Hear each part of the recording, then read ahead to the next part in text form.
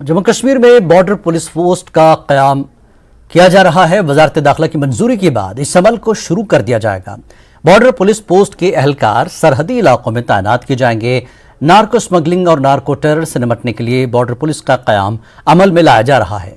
पाकिस्तान के नापाक अज़ाइम को रोकने की कोशिश की जा रही है।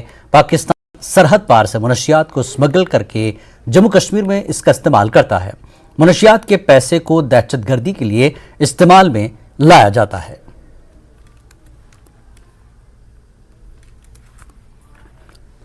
पाकिस्तान एक बड़े बहरान की तरफ बढ़ रहा है। मुल्क की आज़ादी के बाद पहली बार पाकिस्तान के शहरी माशी और सियासी सूरत हाल के खिलाफ सड़कों पर निकलकर एहतजाज कर रहे हैं।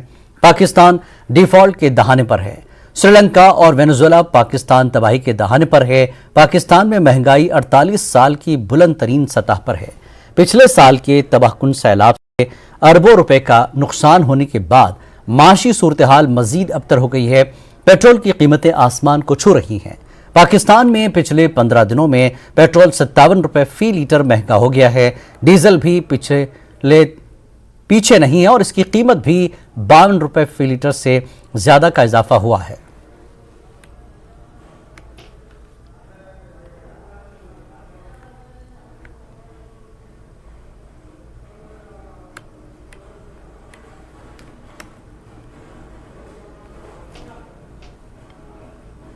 ज़ोजिला पास को खोलने के बाद रवां बरस में पहली बार लद्दाख खिते में आज सब्जियों से लदे दर्जनों टाटा मोबाइल द्रास पहुंच गए।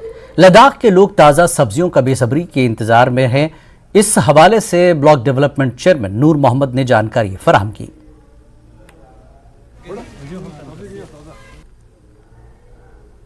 सबसे पहले तो मैं न्यूज़ 18 का शुक्रिया अदा करता हूँ कि हमारे द्रास में जो पूरे खिते लद्दाख में आज ज़ोजिला से जो है बहुत सारी सब्ज़ी वगैरह यहाँ पूछी है। तो इसके लिए हम जो है यूटी एडमिनिस्ट्रेशन डिस्ट्रिक्ट एडमिनिस्ट्रेशन का शुक्रिया अदा करते हैं कि जिन्होंने हमारी गाड़ियों को यहाँ से पिछले दिन जो है यहाँ से 15 तारीख को गाड़ी को लिया था और 16 तारीख को लिया था और 17 तारीख को गाड़ियों को वापस यहाँ पर पहुँचाया। इसमें हम डिस्ट्रिक्ट एडमिनिस्ट्रेशन यूटी एडमिनिस्ट्रेशन का शुक्रिया अदा करते हैं, बिल्कुल हमारे डीसी कारगिल का।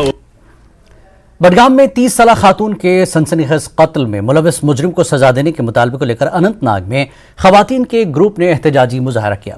आंगनबाड़ी हेल्पर्स वर्कर्स एसोसिएशन के बैनर तले इन खवातीन ने घंटा घर लाल चौक के नज़दीक नारेबाजी की और कश्मीर में खवातीन के खिलाफ बढ़ते जराइम की शरह पर भी तशवीश का इजहार किया। खवातीन का कहना है कि इस तरह के मामलात में कानूनी एजेंसियों के साथ साथ समाज के मुख्तलिफ तबकात को भी उठ खड़ा होने की ज़रूरत है। जो जुल्म हुआ है हमने उस जुल्म के खिलाफ आज हमने आवाज उठाई है। हम गवर्नर साहब से अपील करना चाहते हैं, जो हमारी बहन के साथ जुल्म है, जो हो रहा है हमारी बहनों के साथ, हम उसके खिलाफ हमने आज आवाज उठाई है।